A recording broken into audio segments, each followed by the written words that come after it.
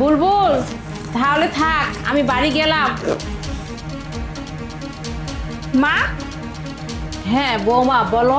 আপনি আপনার বাপের বাড়ি যাচ্ছেন যান, কিন্তু এই বাড়ি থেকে যে টাকাগুলো চুরি করে নিয়ে যাচ্ছেন সেগুলো সুন্দর মতো রেখে যান। বৌমা তুমি এইসব কি কথা বলতেছো? আমি টাকা নিয়ে যাব মানে? এটা আমার ছেলের বাড়ি, আর ছেলের বাড়ি থেকে আমি টাকা নিব? তুমি এটা কি ধরনের কথা বলতেছো? আমি তো কিছুই বুঝতে পারতেছি না। ও আচ্ছা, আপনি কিচ্ছু বুঝতে পারতেছেন না দেখে এমন মনে হচ্ছে যে ভাজা মাছটা উল্টে খেতে জানেন না, তাই না? শুনুন, আপনারা এসব ভাবভঙ্গিমা না বাদ দেন, আর যে টাকাটা আমার বাড়ি থেকে চুরি করে নিয়ে যাচ্ছেন সে টাকাটা সুন্দর মতো ফেরত দিয়ে যান। বুঝতে পারছি আপনার ছেলে তো লাখ লাখ টাকা বাড়িতে নিয়ে এসে রাখে, এসব টাকা দেখে না লোভ সামনে রাখতে পারেন না, তাই না? এখন দেশের বাড়িতে বাপের বাড়িতে যাচ্ছেন আর এখন টাকা নিয়ে যাচ্ছেন আপনার বাবা নাকি অসুস্থ, তার চিকিৎসা করানোর জন্য, তাই না? আপনার ছেলের কাছে বললে তো আপনার ছেলে আপনাকে টাকা দেয়, চুরি করার কি দরকার? বৌমা তুমি এই ধরনের কথা বলো না। তোমাকে আমি যতটা ভালোবাসি আমার ছেলেকেও আমি ভালোবাসি, আর তুমি বলতেছো আমার ছেলের মানে আমার ছেলের টাকা আমি চুরি করব? এটা কিভাবে সম্ভব? তোমার দ্বারা আমি এটা কখনোই বিশ্বাস করি না। তোমাকে আমি অনেক ভালোবাসি, তুমি এই ধরনের কথা বলে আমার মান সম্মান নষ্ট করো না। ও আচ্ছা, আপনি তো ইনিয়ে মিনিয়ে খুব ভালো সুন্দর করে কথা বলতেছেন, এমন ভাবে কথা বলতেছেন মনে হচ্ছে যে কিছুই জানেন না। বুঝতে পারছি, এভাবে বলে না কোনো লাভ হবে না, আমাকে যা করার তাই করতে হবে। দাঁড়ান, আপনি আপনার ছেলেকে আমি ডাকতেছি, তারপরে আপনার টাকা চুরি করে পালানোর স্বাদ মিটিয়ে দিব আমি। বুলবুল, বুলবুল কোথায় তুমি? এদিকে আসো তো, তাড়াতাড়ি আসো। তুমি কি হয়েছে সকাল সকালে এরকম চেঁচামেচি করছো কেন? হ্যাঁ? কি হয়েছে? এই যে তোমার মাকে জিজ্ঞেস করো কি হয়েছে। উনি আজকে গ্রামের বাড়িতে না বাবার বাড়িতে বেড়াতে যাচ্ছে না, উনি যাওয়ার সময় তোমার টাকা আমাদের এই বাড়ি থেকে টাকা চুরি করে নিয়ে যাচ্ছে। বুঝতে কি পারছো? আবোল বলছো প্রিয়া?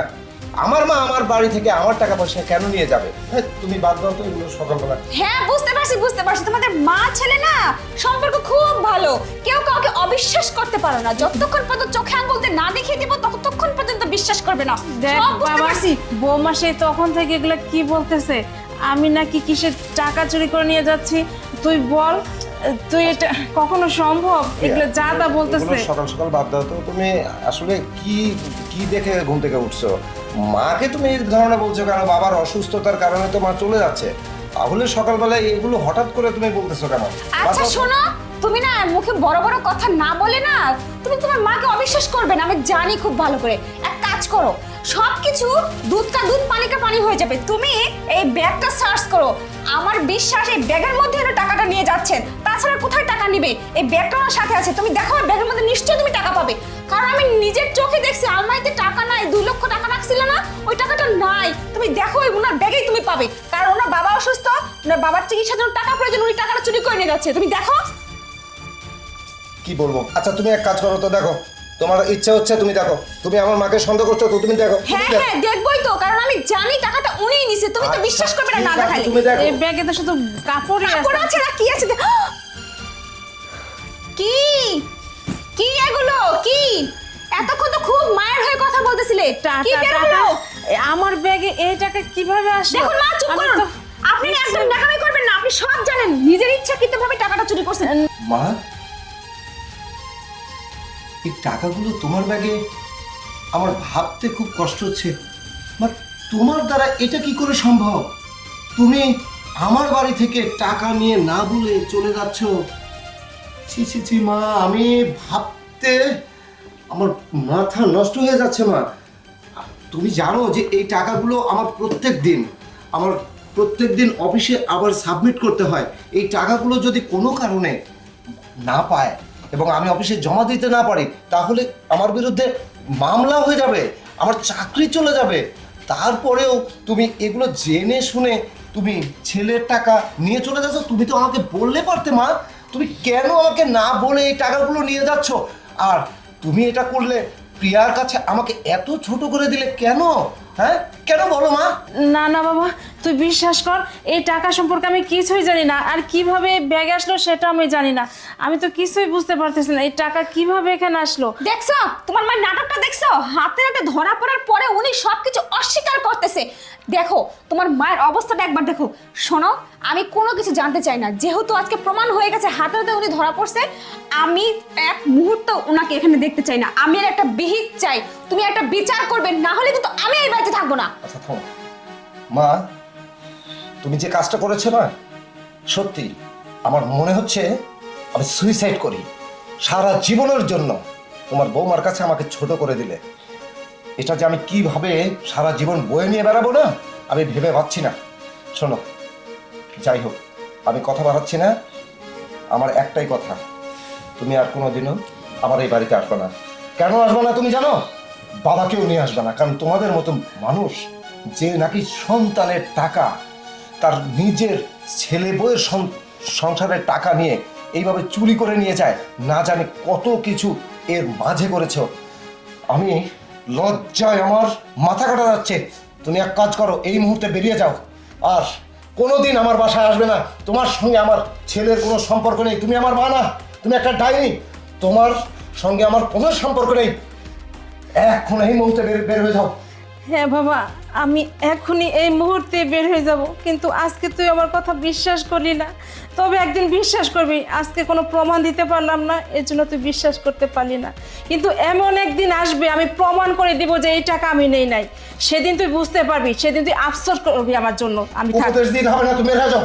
হ্যাঁ, আমি চলে যাচ্ছি। এই দরজাটা লাগিয়ে দিয়ে চলে এসো। চুরি করছে না, বড় বড় কথা। প্রিয়া, এই দেখো তো আমার মোবাইলটা রেখে এসেছি, দাও তো, অফিসের টাইম হয়ে যাচ্ছে। এই নাও তোমার ফোন। তুমি তো আসলে কোনো কিছু মনে রাখতে পারো না, সব কিছু ভুলে যাও। আচ্ছা এক কাজ করো, আমি অফিসে চলে যাচ্ছি, তুমি দেখে শুনে থেকো, আচ্ছা ঠিক আছে? শোনো, বলতেছি যে তুমি আজকে অফিস থেকে কখন ফিরবে? মানে তোমার কি দেরি হবে না তাড়াতাড়ি আসবে? কেন আজকে হঠাৎ করে এই ধরনের নতুন একটা প্রশ্ন করছো কেন? না মানে ভাবতেছিলাম বাসায় তো একাই আছি, তো আমার একটা বান্ধবী আছে, ওর সঙ্গে একটু শপিংয়ে যেতাম। তো তুমি যদি তাড়াতাড়ি চলে আসো তাহলে তো তোমার নাস্তা পানি, তোমার ফ্রেশ হওয়ার জিনিসপত্র কে দিবে তোমাকে? ও আচ্ছা আচ্ছা আচ্ছা, আমি বুঝতে পারছি। আমি বুঝতে পারিনি যে তুমি এই জন্য বলছো। ঠিক আছে, সমস্যা নাই, তুমি মার্কেটে যেও। আমি প্রয়োজন হলো অফিসে আরও কিছু কাজ থাকে, অন্যদিন রেখে চলে আসি। আজকে কাজগুলো শেষ করে একবারে আসবো, ঠিক আছে? ভালো করে ঠিক থাকো। আছে, ঠিক ওকে আছে। ওকে, থাকো, বাই বাই। বাই।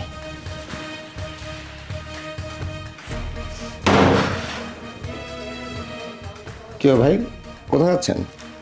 এই যে ভাই, সামনের ফ্ল্যাটে যাচ্ছে আর কি। সামনের ফ্ল্যাটে মানে আমাদের এখানে? হ্যাঁ হ্যাঁ, আপনাদের এই যে অনেক কটা রুম আছে না, ওই জায়গা আর কি, এই যে একটা ফ্রিজের সমস্যা হয়েছে, তো ওইটাই ঠিক করতে যাচ্ছি আর কি। আপনি ফ্রিজ ঠিক করেন? আমি এতদিন হলো এই ফ্ল্যাটে আছি, আপনাকে তো কখনো দেখিনি। আরে ভাই, দেখবেন কিভাবে, আমাদের সব জায়গায় কাজ করতে হয়। এখান থেকে ওখানে যাইতে হয়, ওখান থেকে আরেকখানে যাইতে হয়, এই জন্যই দেখেন নাই। আচ্ছা যাই হোক, আমার কাজের দেরি হয়ে যাচ্ছে, আর আপনাকে এত কৈফিয়ত দেবো কেন আপনি জানতো? আমার কাজ আমাকে করতে দেন।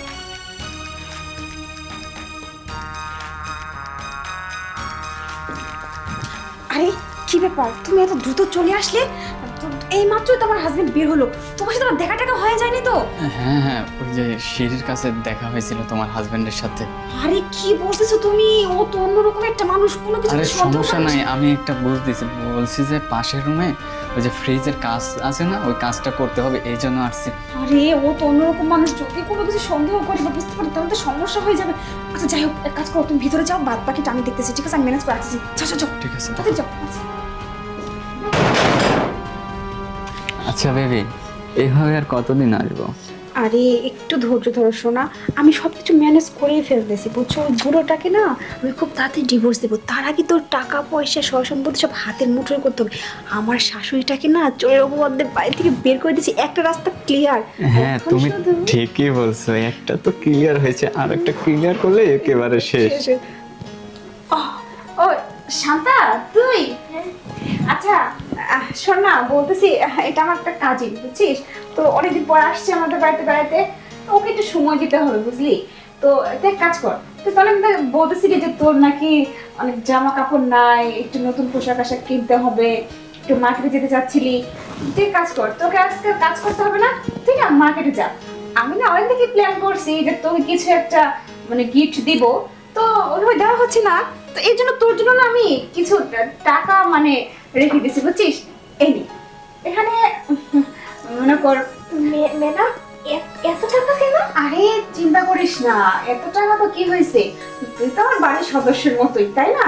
আর তোর তো পোশাক আশাকের প্রয়োজন হয়, আর ঈদে তো তোকে তেমন কিছু গিফট দিতে পারি না আমি, তো ভাবলাম যে টাকাটা দিই, তুই গিফট মন মতো শপিং কর, আর শোন, তোকে না আমি প্রতি বছর বছরই এরকম একটা টাকা দেব, তুই শপিং করবি শুধু, ঠিক আছে? আর বাড়িতে কাজ করে যে টাকা পাস সেটা তুই সেভিংস করতে পারবি, বুঝিস নি? যা, তুই এখন চলে যা, আর যাওয়ার সময় বাইরে থেকে দরজাটা লক করে দিয়ে যাস, ঠিক আছে? ঠিক আছে ম্যাডাম। আচ্ছা, যা যা যা যা। আরে দেবে যাক, সব জায়গা থেকে পথের কাঁটা দূর হচ্ছে, তোমার বুদ্ধি আছে, বুঝতে পারছো?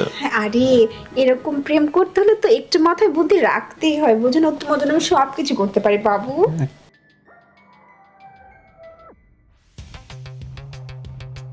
আচ্ছা, একটা জিনিস তো কিছুতেই বুঝতে পারলাম না, ম্যাডাম কখনো আমাকে একটা টাকাও দেয় না চাইলে, আর আজকে ম্যাডাম আমাকে এতগুলো টাকা দিয়ে দিল।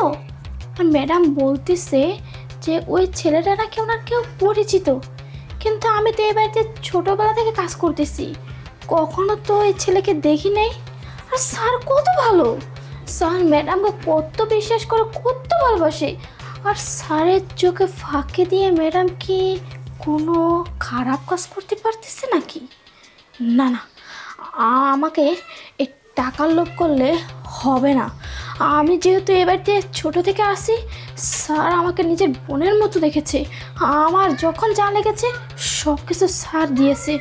আজকে তো আমি এই টাকার জন্য স্যারের সাথে বেইমানি করতে পারি না। এক কাজ করি, স্যারকে সব কিছু বলতে হবে। হ্যাঁ, স্যারকে একটা ফোন দিয়ে সব কিছু আমি বলে দিই।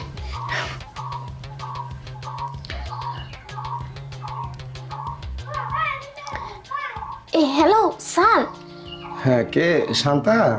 হ্যাঁ স্যার, আমি শান্তা। স্যার শুনুন না, ম্যাডাম না বাড়িতে একটা ছেলে নিয়ে আসছে, আপনি যখন চলে গেছেন না তার সাথে সাথে ছেলেটা চলে আসছে। কি বলিস তুই? আরে হ্যাঁ স্যার, স্যার দেখুন, আমি যে আপনাকে এইসব কথা বলতেছি, প্লিজ আপনি ম্যাডামকে কিচ্ছু বলবেন না। আপনি এক কাজ করুন, আপনি তাড়াতাড়ি বাসায় চলে আসুন, আসার পরে রুম সার্চ করলে দেখতে পাবেন ওই ছেলেটা এখন পর্যন্ত বাসাতেই আছে। স্যার দয়া করে অন্তত ম্যাডামকে কিচ্ছু বলেন না, যদি বলেন ম্যাডাম আমাকে না সত্যি সত্যি মেরে ফেলবে, প্লিজ স্যার। আচ্ছা ঠিক আছে, তুই এক কাজ কর, তুই চিন্তা করিস না আর ভয় করিস না, যেভাবে নর্মালি থাকার দরকার সেভাবে নর্মাল ভাবে থাক। আর আমি এখনই চলে আসতেছি, ঠিক আছে? ফোন রাখ। আচ্ছা ঠিক ঠিক আছে স্যার, স্যার আসতেছে। যাই হোক শোনো, অনেকক্ষণ তো আসছো, এখন একটু খাওয়া দাওয়া করি, তারপর একটু। আরে খাওয়া দাওয়া করে কি হবে, তুমি আছো আবার বলো খাওয়া দাওয়া, তাই আচ্ছা না? ঠিক আছে, তাহলে চলো আমরা একটু। হ্যাঁ ঠিক আছে। আরে কি ব্যাপার? এই সময় আবার কি আসলো? দরজায় এত শব্দ হচ্ছে কেন? তো কিছু বুঝতে পারতেছি না। শোনো না, আমার মনে হচ্ছে তোমার হাজবেন্ডই আসছে, বুঝতে পারছো? হ্যাঁ, তুমি এই কথাটা মন্দ বলো নাই। কারণ আমি যখন আসতেছিলাম তখন যে রেগেছিল, মনে হলো যে তখনই ধরে আমাকে শেষ করে দেব, এমন অবস্থা। আমার তাই মনে হচ্ছে, কারণ ও তো। এখন কি করবো? আরে দাঁড়াও না, আমার তো টেনশন হচ্ছে, এখন কি করি আমি? শোনো, আমার মনে হচ্ছে ওই আসছে, আর ও আসলে তো সর্বনাশ, যে রাগী মানুষ। তুমি এক কাজ করো, তুমি এখানে একটু এখানে আসো না, মানে তুমি পর্দা নিচে লুকিয়ে থাকো, আচ্ছা। আমি বাকিটা ম্যানেজ করছি। আচ্ছা, আমি যতক্ষণ না বলবো ততক্ষণ বের হবে না কিন্তু, ঠিক আছে? চুপ থাকো। আরে কি ব্যাপার, তুমি এই সময় অফিস থেকে? তুমি না বললে যে দেরি করে আসবে, আমি তো এখনো মার্কেটে যাইনি, তুমি এত তাড়াতাড়ি চলে আসলে যে? আরে শরীরটা খুব অসুস্থ, এই জন্য মনে করলাম যে আজকে অফিস ভালো লাগতেছে না, তো বাসায় গিয়ে একটু রেস্ট করি, এই জন্য চলে আসলাম। ও আচ্ছা, শোনো, ঠিক আছে, তাহলে তুমি এখানে বসো, আমি তোমার জন্য পানি টানি নিয়ে, শরবত বানিয়ে নিয়ে আসতেছি। আরে আমি এখানে বসবো কেন? আমি তো তোমাকে বলছি যে আমার মাথাটা পেইন করতেছে, আমি একটু আমার বেডে যাব, বেডে গিয়ে একটু আমি। আচ্ছা শোনো, তুমি বাইরে থেকে আসছো, ফ্রেশ ট্রেশ হও, তারপর একটু পানি খাও, তারপর যে রেস্ট করতে আসলে মাথা ব্যথা যাবে না, এভাবে শুয়ে থাকলে তো আরো বেশি খারাপ লাগবে। আরে আমি তো সবেমাত্র অফিসে গেলাম, এখান থেকে নাস্তা পানি করে চলে গেলাম, আমার তো কোনো সমস্যা নেই, আমার শুধু মাথাটা পেইন করতেছে, আমি ভিতরে যাব, গিয়ে একটু বেডে শুবো। না বুঝছো? মানে শোনো, বলতেছি যে আমি তো সারাক্ষণ রুমে থাকি, আর মনে করো আমি এখন একটু সাজুগুজু করি, চুল টুল চিরুনি করি, রুমটা একটু ময়লা হয়ে আছে, আমি এখনো পরিষ্কার করে উঠতে পারিনি। আর কাজের মেয়েটা ও তো ওই যে বাইরে চলে গেলো, বললো কি যেন দরকার আছে, এর জন্য ও নাই, তো ও আসুক, ও রুম টুম ফ্রেশ করে দিক, তারপর তুমি যেও, তুমি এখন এখানে বসো। আচ্ছা সমস্যা নেই, যেটা আছে ওইটাতে আমি কোনো রকম একটু শুয়ে নেবো, আমার আরে খুব খারাপ লাগতেছে। তুমি শুনো না, বলতেছি আমি রুমটাকে ক্লিন করি তারপর তুমি যাও। এখন এভাবে গেলে তোমার আরো অস্বস্তি হবে, বুঝছো না? তুমি এখন বসো, আমি আরে আমি বুঝতে পারতেছি না, আমি তোমাকে বলতেছি আমার মাথা পেইন করতেছে, আমার ভালো লাগতেছে না, আমার কেমন যেন লাগতেছে, তোমাকে বারবার বোঝাচ্ছি, তারপর তুমি আমার বেডে আমি যাব, তুমি বারবার কেন আমাকে বাধা দিচ্ছ না, যেতে? বুঝতে পারতেছি মানে না তো। বুঝতে পারছি, আমি শুধু তোমাকে বলতে চাচ্ছি যে রুমটা অপরিষ্কার, আমি পরিষ্কার করে দিই তারপর তুমি কি বসো, না হলে তোমার আরো খারাপ, এই আর কি, তাছাড়া কিছুই না। তুমি বসো এখানে, আমি শোনো, আমি এখানে বসবো না, আমি এখানে বসবো না, আমি আমার রুমেই যাব। সেটা যত অপরিষ্কারই হোক, যাই হোক, আমার একটুও ভালো লাগতেছে না, আমি ভিতরে যাব, আমাকে যেতে দাও আরে প্লিজ। দাঁড়া, শোনো না। কি ব্যাপার শান্তা, তুই না চলে গেলি, তুই আবার? না ম্যাডাম, আমি জানি। স্যার বুঝতেছেন না কেন ম্যাডাম কেন শুইতে দিতে চাচ্ছে না? না তো, ছেলেটা এই রুমেই আছে, আমি জানি। আই শান্তা, তুই সব কি বলছিস? ছেলে মানে? কেন ম্যাডাম? আমি যখন রুম পরিষ্কার করতে আসছিলাম তখন দেখলাম আপনার সাথে একটা ছেলে শুয়ে আছে। আরে মনে নাই? ওটা তো আমার কাজিন ছিল, তোকে তো আমি বললামই, তুই এবার কি উল্টাপাল্টা কথা বল? চলে তাই গেছে? বলে কি শুয়ে থাকবেন? ও তো চলে গেছে। স্যার ম্যাডাম শুধু এইসব করেন, এই দেখেন আমাকে কতগুলো টাকা দিয়েছে, জীবনে একটা টাকা দেয়নি, আজকে আমাকে এতগুলো টাকা দিয়ে বলতেছে যা মার্কেট করে নিয়ে আয়, তোকে কাজ করতে হবে না, তোকে 1 বছর পর পর টাকা দেব, এসব লোভ দেখাচ্ছে। আরে শান্তা, তুই কি বলছিস এসব? আমি সত্যি কথা বলছি স্যার, প্রিয়া? আপনি ম্যাডামকে একদম বিশ্বাস করবেন না, এই ছেলেটা এই রুমেই আছে। আচ্ছা তুই থাম।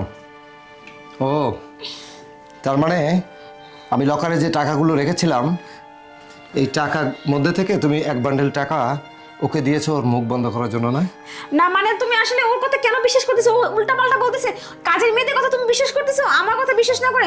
দেখ শান্তা, তুই কিন্তু কাজটা ভালো করতেছিস না। তুই এক কাজ কর, টাকাটা এখানে রাখ, আমার যা বোঝা বুঝে গেছি। আরে একদম চুপ। তুই এক কাজ কর, গেটের বাইরে গিয়ে গেটটা এমনভাবে লক করে দিবি ভিতর থেকে যেন কেউ না যেতে পারে, আর বাইরে থেকে কেউ না আসতে পারে। আমি এখানে দেখছি, আরে আজকে যে কোনো একটা এখানে কিছু ঘটবে, কেউ যেন না জানে। ভিতর থেকে আমি লাগিয়ে দিচ্ছি, তুই বাইরে থেকে লক আরে করে দে। শোনো আমার কথা, তুমি কি করতেছো? আরে শোনো আমার, আরে শোনো তো, তুমি আমার কথা শোনো, কি করছো তুমি? আসলে তুমি ওর মেয়েটার কথা শুনে আমাকে অবিশ্বাস করছো। আমার রুমে কেউ নেই, আমি শুয়েছিলাম, আমি এখানে রেস্ট করতেছিলাম, বললাম না রুমটা নোংরা হয়ে আছে, তুমি দেখো, বিশ্বাস না হলে। তুমি কেন কাজের মেয়ের কথা অবিশ্বাস করতেছো আমাকে? তুমি, আমি কিছুই বুঝতে পারতেছি না। এই চুপ করো তুমি। তুমি আমাকে বললে যে আমার বেডের চাদর টাদর যা আছে সব তুমি বাইরে রেখে দিয়েছো এগুলো ধোয়ার জন্য। এগুলো যা যা দেখতেছি, এই যে তোমার মোবাইলটা এখানে পড়ে আছে। আরে এগুলো তো নোংরা হয়ে আছে, আমি ধুবো। তোমাকে তো বললাম না রুমটা নোংরা, তুমি আমার কথা না শুনে চলে আসলাম, তো তোমাকে বললাম। আসলে তুমি আমাকে কেন অবিশ্বাস করতেছো বলো? আমি এরকম কিচ্ছু করিনি, ওই মেয়েটা মিথ্যা কথা বলছে তোমার কাছে ভালো সাজার জন্য, আমাকে খারাপ বানাচ্ছে। দেখো, শোনো, আমাকে বেশি কথা বলিও না। আরে নাই কেউ, তুমি আমি যে ইনফরমেশন পেয়েছি না, এটা কখনো মিথ্যে হবার না। আমি অবশ্যই এই ছেলেটা এখানেই আছে, খুঁজে দেখলেই বুঝতে আরে! পারবো। কেউ নাই, আমি বলছি। একদম চুপ। তুমি শুধু শুধু আমাকে সন্দেহ করতেছো, আমি বললাম না। তুমি কেন আমাকে সন্দেহ করতেছো? আমি তোমাকে প্রচুর বিশ্বাস করতাম, কিন্তু আমার আরে! মাথাটা তুমি নষ্ট করে দিয়েছো আজকে। আরে তুমি তুমি আমাকে বিশ্বাস কেন করছো না? তুমি শোনো, এক কাজ করো, সত্য করে বলো ছেলেটাকে কোথায় আমি রেখেছো? বলতেছি নেই, না থাকলে আমি কাকে লুকাবো? এই ওয়ার্ডরোবে থাকতে না পারে। না, আরে আরে তুমি কেন বুঝতেছো না? আমি এরকম কোনো কিছু করিনি। তুমি সত্যি সত্যি বলো, ছেলেটাকে কোথায় রেখেছো? কোথাও নেই। কারণ ছেলেটাকে আমি নিজে চোখে দেখেছি এই রুমে ঢুকতে। এই গেট দিয়ে বলেছে 3য় তলায় যাবে, কিন্তু আমার সন্দেহ না 3য় তলায় যায়নি, আর যার কারণে আমি অফিসেও যাইনি, আমি আবার ব্যাক করেছি। আর শোনো, শান্তা খুব ভালো মেয়ে, ছোটবেলা থেকে আমি একদম ছোটবেলা থেকে ওকে আমি দেখছি। ওকে আমি বোনের মতো দেখি, আর ও আমাকে ভাইয়া ভাইয়া সম্বোধন করে এবং ভাইয়ের মতো দেখে। ও আমাকে মিথ্যে কথা বলবে না। তুমি যে টাকা দিয়েছো না, সেই টাকার লোভ ভুলে, এতগুলো টাকার লোভ ভুলে কিন্তু ও আমাকে বলেছে যে ভাইয়া, এই বাসার মধ্যে একটা ছেলে আছে আর তার সঙ্গে বেডে তুমি লটর পটর করতেছো। না, এরকম কোনো কিছুই না। তুমি আসলে আমাকে সত্যিই ভুল বুঝতেছো। আরে আমি যে কোথায় খুঁজি, কোথায় রেখেছো তুমি? আরে আমি কাউকে ম্যাজিশিয়ানের মতো কি করছো তুমি? অবশ্যই আমি তাকে খুঁজে বের করব। আরে শোনো আমার কথা, আমি কিছুই বুঝতে পারছি না।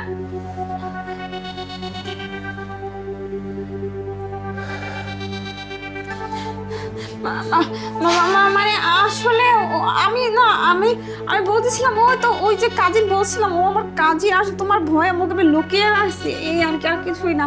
বিশ্বাস করো আমি আমার এখন কি মনে হচ্ছে জানো?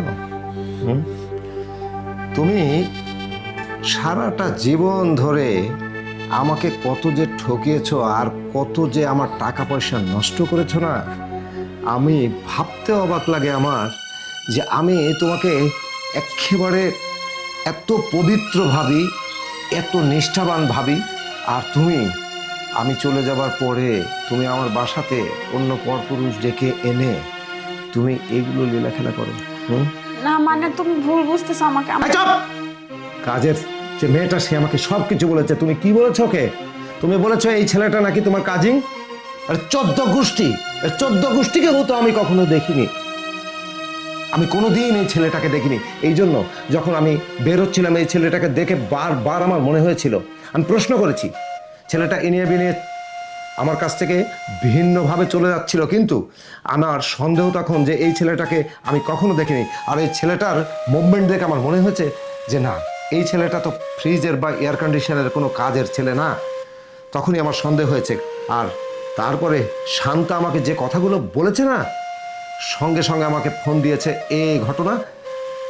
ম্যাডাম হচ্ছে তার বেডে তার একটা পরপুরুষ নিয়ে সে লীলা খেলা করছে। আর আমি জিজ্ঞাসা করেছি, তখন বলেছে আমার কাজিন। আর তুমি এখন মিথ্যে কথা বলছো না? স্যার একটা সত্যি কথা বলবো? হ্যাঁ, তুই কি বলবি বল। স্যার আসলে আমি এই জায়গা অনেক কয়েক বছর ধরে আসি। আপনার ওয়াইফ আমাকে প্রতিনিয়ত আসতে বলে, আর এই কারণে আসি। আর আসার পর আমি একটা মোটা অঙ্কের টাকা পাই মাস শেষে। আবার আপনার আম্মাকেও আমার প্ল্যানেই ফাঁসানো হয়েছে। বলছে যে আমি একটা প্ল্যান দিয়েছি, ওই প্ল্যান অনুযায়ী আপনার আম্মার ব্যাগে টাকা পয়সা রাখছিল, যেন ওই টাকা আমাকে মাস শেষে দিতে পারে আর আপনার বউ মার্কেটে যাইতে পারে। এই জন্যই আমি আসি। তুমি আমাকে ও, তার মানে আমার মা নিষ্পাপ, আমার মা নির্দোষ। যে মা আমাকে দেখে শুনে রাখতো, ছোটবেলা থেকে বড় করে এত বড় করেছে, আর সেই মাকে আমি এত অপমান অপদস্থ করে আমার বাড়ি থেকে বের করে দিয়েছি এই ডাইনির কথায়। আমি একবারও চিন্তা করে দেখলাম না যে আমার গর্ভধারিণী মাকে আমি এইভাবে অপমান অপদস্থ করে আমার বাড়ি থেকে আমি এইভাবে তাড়িয়ে দিলাম। আমি একবারও চিন্তা ভাবনা করতে পারলাম না যে আমার মাকে আমি না ছি ছি ছি ছি, আমি সন্তান হয়ে আমার মায়ের উপরে এত নির্যাতন, এত নির্মম অত্যাচার আমি কি করে করলাম। আর তুই, তার মানে আমার মা এই বাড়িতে থেকে প্রত্যেকটা সময় প্রত্যেকটা ক্ষণ তোকে পর্যবেক্ষণ করতো।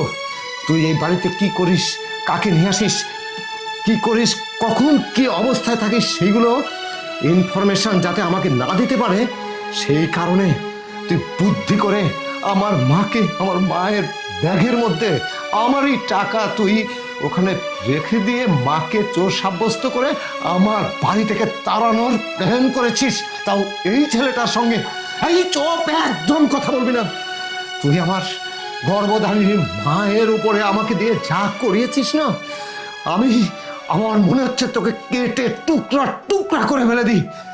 আমি যেমন ক্ষমা পাবো না, তেমনি আমি তোমাকেও ক্ষমা করব না। তোমাকে আমি অনেক ভালো জানতাম। তুমি যা করেছো না, তোমার মতো মেয়ের সঙ্গে এক ঘরে এক ছাদের নিচে কখনোই বসবাস করা যায় না। এই মুহূর্তে আমার এখান থেকে বের হয়ে যাও। আমার মাকে আমি যে কোনোভাবে হোক গ্রামে গিয়ে আমার মাকে আনতে হবে, না হলে আমি আল্লাহর কাছেও ক্ষমা পাবো না। এই তুই বেরিয়ে যা, চল।